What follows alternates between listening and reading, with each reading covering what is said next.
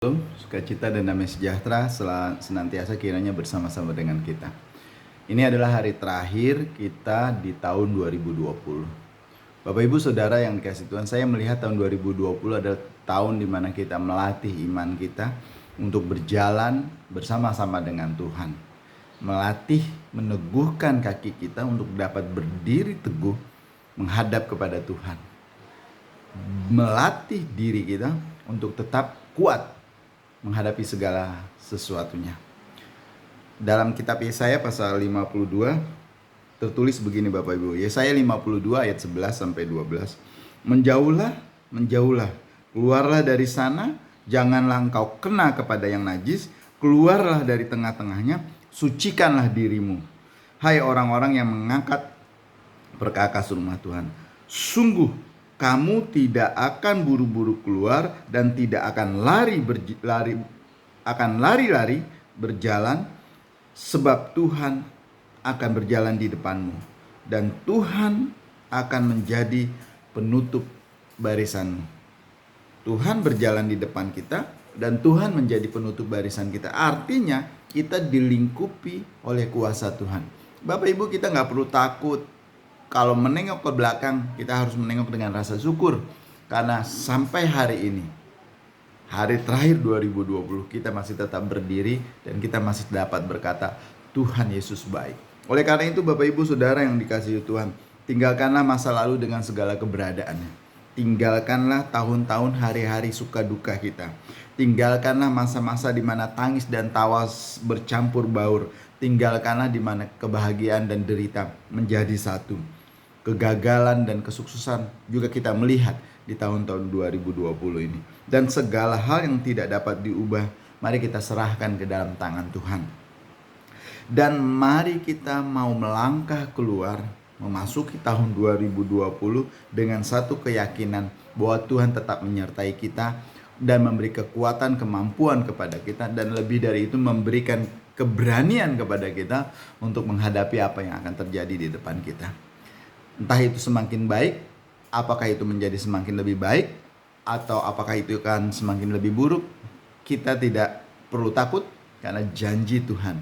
Dia melangkah di depan kita dan dia menjadi barisan kita.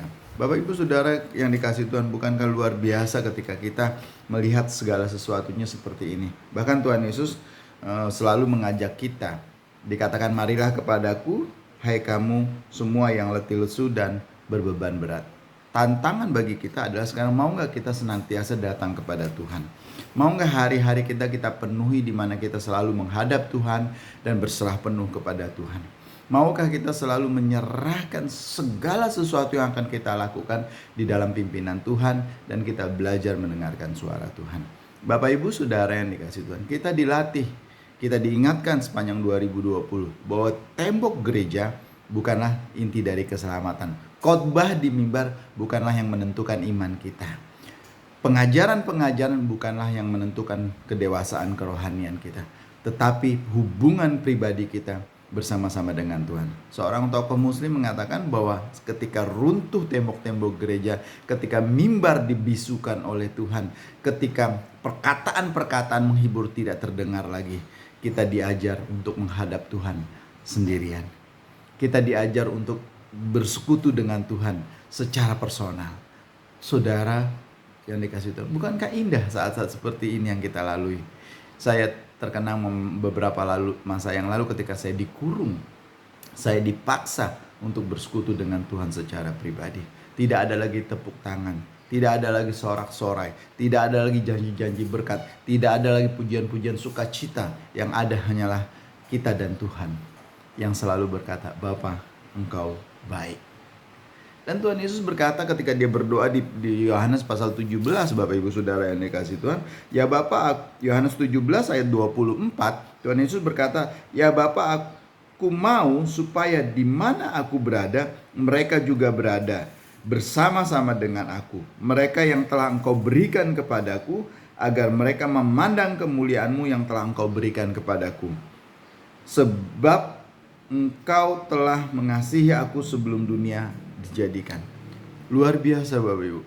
Satu-satunya pemimpin dunia, satu-satunya nabi, satu-satunya rasul, bahkan Tuhan yang berani mengatakan di mana umatku berada, di mana milikku berada, disitulah aku disitulah aku berada.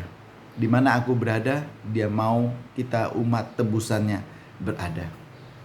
Pemimpin lain tidak ada yang berani berkata, nabi yang lain tidak ada yang berani berjanji. Bahkan nabi terakhir sekalipun yang diagung-agungkan orang tidak pernah berdoa seperti itu. Nah, Tuhan kita Yesus Kristus memohon, di mana aku berada, disitulah milikku berada. Bapak Ibu Saudara yang dikasihi Tuhan, jangan takut. Mari kita tetap berkata, Tuhan Yesus adalah pemenang. Tuhan Yesus adalah Tuhan yang perkasa. Tuhan Yesus adalah Tuhan yang luar biasa, yang tidak akan pernah meninggalkan kita dan tidak akan pernah membiarkan kita. Dan itu janjinya. Bapak Ibu Saudara yang dikasihi Tuhan, mari kita mengakhiri tahun ini dengan rasa syukur dan sukacita, dan kita masuki tahun yang baru dengan satu keyakinan, Tuhan tetap bersama-sama dengan kita dan Tuhan akan terus memberikan kekuatan dan keteguhan bagi kita. Bahkan janjinya, Dia akan berjalan di depan kita dan Dia menjadi barisan penutup kita. Artinya Dia akan melingkupi kita. Tuhan akan melingkupi kita dengan kuasanya. Selamat mengakhiri tahun 2020 dan mari kita dengan sukacita. Tidak perlu berlari-lari, tidak perlu dengan tergesa-gesa masuki tahun 2021. Tuhan memberkati kita semua. Terima kasih ya Tuhan Yesus. Engkau baik, Engkau luar biasa, Engkau Tuhan yang perkasa, Engkau yang tidak pernah meninggalkan dan membiarkan kami. Kami bersyukur dan kami siap mengakhiri tahun 2020 dan maju menuju tahun 2021 bersama-Mu ya Tuhan. Di dalam nama Tuhan kami Yesus Kristus. Haleluya. Amin.